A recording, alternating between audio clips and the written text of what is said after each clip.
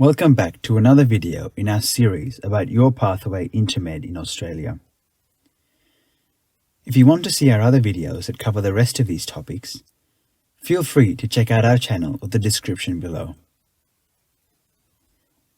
In this video, we'll be discussing the ATAR.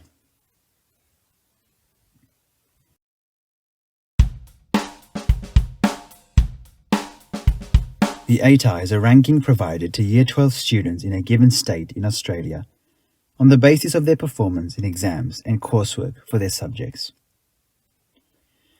It is important to note that an ATAR represents a student's rank in their own state, not across the entire country. In Victoria, for example, an aggregate is calculated from the scores achieved in the VCE, or the Victorian Certificate of Education, whereas in New South Wales, the ATAR aggregate is calculated using the scores achieved in the HSC, or the High School Certificate.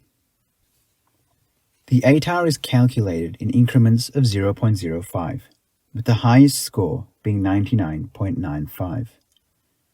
As the ATAR is a percentile ranking, a 99.95 ATAR means that you are in the top 0.05% of your state. Likewise, an ATAR of 99 means that you are in the top 1% of your state.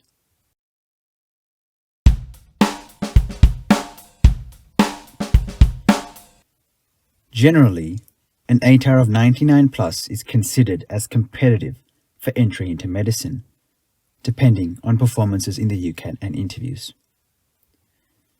Interstate applicants generally require higher ATARs to be considered, whereas rural and Indigenous students may be considered despite lower ATARs. Note that even a 99.95 ATAR and a 99th UCAT percentile will not guarantee entry into medicine. Prerequisites are subjects that you must complete in order to be eligible for selection into a university course.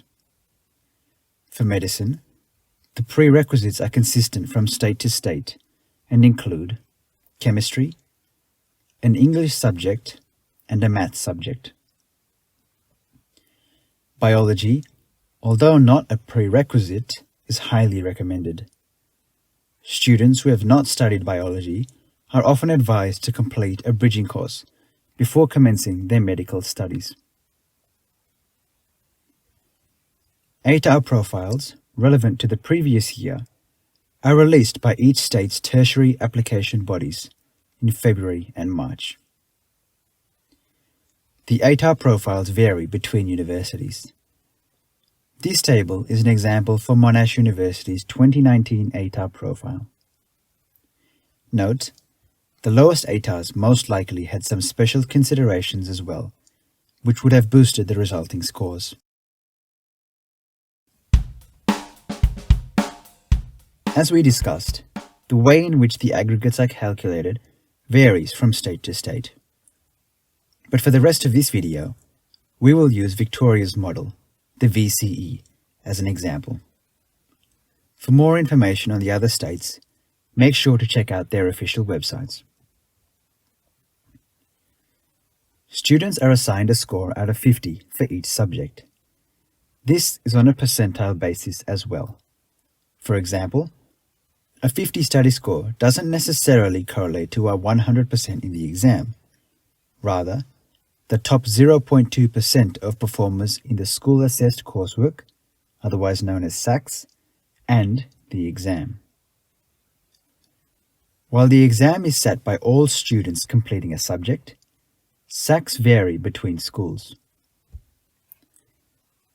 As such, SACs are standardized by the Victorian Curriculum Assessment Authority, or VCA, based on the school's performance in the exam. In Victoria, an aggregate is calculated to help determine a student's VCE rank, or the ATAR. The aggregate is a sum of the student's scale score for an English subject, the scale scores for their 3 highest scoring subjects, and 10% of the scale scores for each of their 2 lowest scoring subjects, other than their English subject.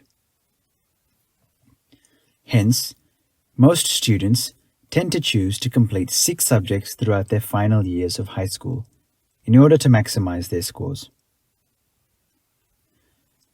The aggregates of students in the state are ranked and assigned percentiles, which is an ATAR rank.